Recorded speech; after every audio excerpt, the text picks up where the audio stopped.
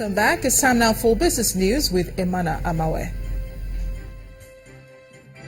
You first. First Bank.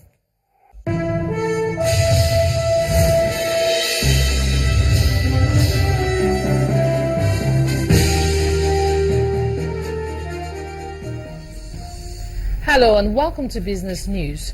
The Debt Management Office says Nigeria plans to raise between 274 billion and 365 billion naira in local currency denominated bonds with maturities ranging between 5 and 20 years in the second quarter of 2016. In its latest bond issuance calendar, the DMO says it would auction between 15 and 25 billion naira in 5-year paper in April, along with 35 to 45 billion naira worth in 10-year debt and 45 to 55 billion in 20-year bonds. In May, it will issue between 10 and 20 billion naira worth of 5-year paper, 35 to 45 billion of 10-year bonds and 45 to 55 billion of 20-year debt. And in June, the debt office will raise between 10 and 20 billion naira in 5-year, 35 to 45 billion in 10-year and 45 to 55 billion worth of 20-year paper. And leasing and ancillary service provider C&I Leasing has reported an impressive full-year gross earning of 14.58 billion naira for its 2015 financial year, in contrast to 13.88 billion naira which it recorded in 2014. However, the group recorded a negative after-tax profit of 148.7 million naira against 317.4 million naira within the same period. The company's financial statement also indicates a largely lower earnings per share of 8 naira 61 kobo in 2015. That's in comparison with 19 naira 15 kobo in 2014. Most companies listed on the Nigerian Stock Exchange have recently been reporting negative earnings results, signifying a tough economic environment last year. And Forte Oil is planning 100 billion naira fresh capital to expand its operations within Nigeria. The exercise, which is to be part of the resolutions at its forthcoming annual meeting, is subject to the approval of shareholders. While directors look forward to the shareholders' authorization, public offering, rights issue and global depository receipts are some of the cornered options. The exercise is coming less than a year after $200 million equity capital injection from the Mercuria Energy. And transaction volume at the Nigerian Stock Exchange closed at 242.6 million units of shares with value of 1.648 billion naira. Stay tuned as we bring you the details.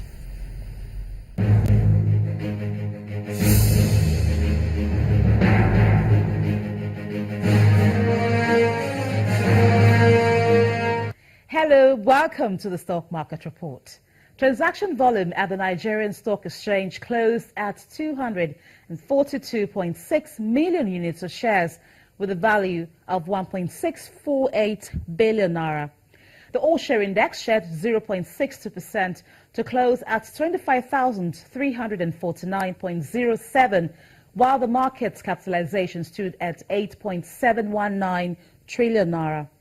On the gainers chart, UCAB led with 7.69%. It was followed by FCMB and eTransact with 5.62% and 4.87%. On the losers table, Ashaka Cement topped, dropping 9.74% from its share price. Coming behind was CCNN and Learn Africa with 9.55% and 5%. On the volume chart, bank stocks topped the list. FCMB, Fidelity Bank and Guaranty Trust Bank recorded the highest units of shares. And that's it on the Stock Market Report. I am Bolaji Akinwale.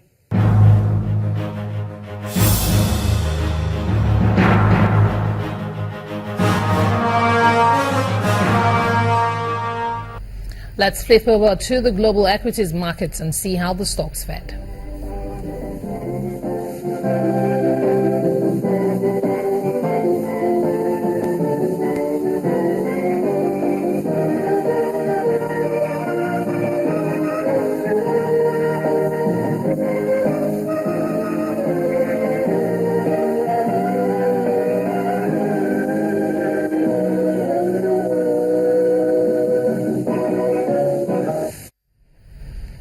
And that's Business News Tonight. I'm Imana Amawe. It's back to Amarachi for the rest of the news at 10. You first. First Bank. We can bring you more now about the commotion that happened at the Nasarawa State House of Assembly today, an exchange of blows amongst lawmakers over the suspension of some of their colleagues.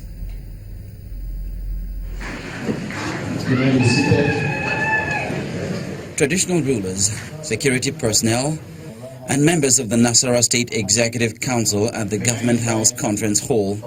The occasion is the swearing-in of sole administrators of 11 local government areas of the state by Governor Tanko Almakura. Government was therefore compelled in the circumstance to adopt the doctrine of necessity, which has become absolutely necessary at this point in time, by appointing sole administrators for the affected local government areas. Over at the State House of Assembly, the governor's action does not go down well with some lawmakers who allege it's against the resolutions of the House. Then tempers flare and soon the fists begin to fly. Some of the combatants reach for nearby objects to be used as weapons, but the sergeant-at-arms rescues the mace before it can be wielded. A rather acrobatic attempt at wingless flight ends in a crash landing. The police have to wade in an attempt to separate the brawling legislators.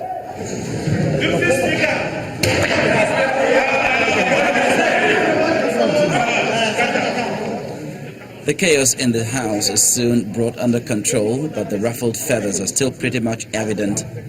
The Nasarawa State House of Assembly also joins the infamous list of brawling state and federal legislators. Governor Tanko Almakura of Nasarawa State, North Central Nigeria, has commissioned the Ta'al Community New Orange Market in Maraba community of Karu local government area. According to the governor, this is part of his administration's plan to provide conducive a business environment to boost commercial activities. The Minister of State for Environment, Ibrahim Jibril, traditional rulers and other dignitaries joined the state governor, Tanko Almakura, at the commissioning of the Ta'al Community New Orange Market in Mararabunguku, Nasarawa State. Almighty will bless this market as we commission it here and now. So help us God. The Commissioner of Commerce and Industries, Haruna Ilya, and the chairman of the market, Aliu Ibrahim, show gratitude to the governor for making the project a reality. We are indeed grateful to you and your government for ensuring our dream become a reality. You have actually proven to us that you are an exceptional, dependable and reliable government. We are going to put food on the table of more than 1 million people every week. And anybody that is able to do that in Nigeria of today, no doubt has solved a lot of problems. For the director, personnel management at the Karo Local Government Council, the project will help keep traders and gender peace in the community. We say thank you, sir. To the entire people of Marabunguku and their associates, I call on you to work towards peace and unity among the diverse groups of people and avail yourselves of the opportunity by asking or taking part in building Mararaba to the desired height. Market development is one of the methods the Almakura administration is using to empower the people at the grassroots, and the governor is resolved to see it succeed. This orange market was before now operating at a temporary site, which had continued to witness incessant fire outbreaks and other unhealthy activities. Government contributed the sum of 20 million during that visit to ensure that the provision of electricity and drainages in order to make the market more habitable for both buyers and sellers. It is our conviction that such gesture will open vistas for economic activities in the state. In the meantime, business activities have begun to pick at the new market, and traders are advised to make good use of the infrastructure. The chairman of the Snake Island Integrated Free Zone and NIGEDOC, Mr. Amwal Jamakani, has appealed to the federal government to help find what he describes as monopoly and in Nigeria's oil and gas logistics sector. To end it, I beg your pardon. Mr. Jamakani made this plea when the Comptroller General of Customs, Colonel Hamid Ali, toured the NIGEDOC facility in Lagos. Being the most notable free zone and the foremost, the Snake Island Integrated Free Zone, a critical economic infrastructure, is happy to open its doors to this high-profile delegation led by the Comptroller General of Customs.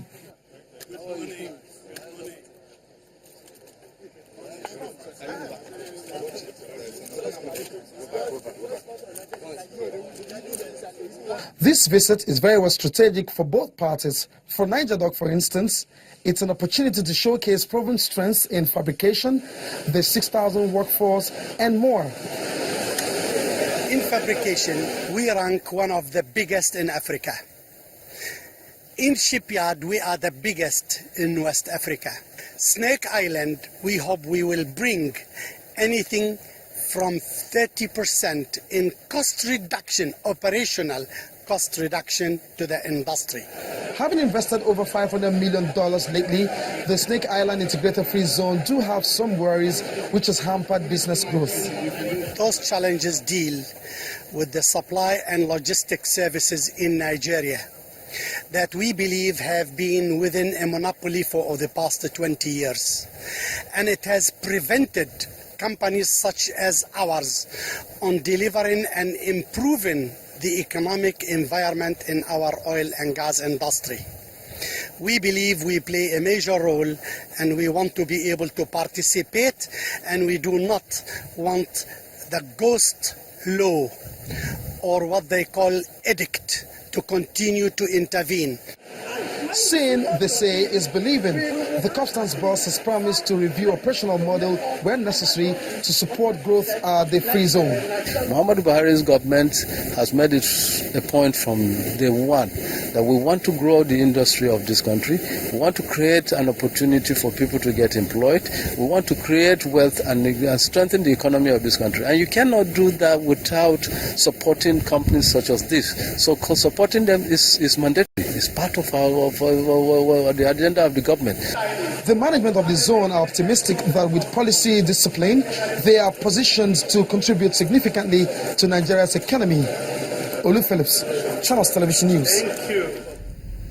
Still ahead on the news at 10, Team Nigeria will participate in this year's ITTF Africa Junior Championships after getting solution to funding issues. Please stay with us.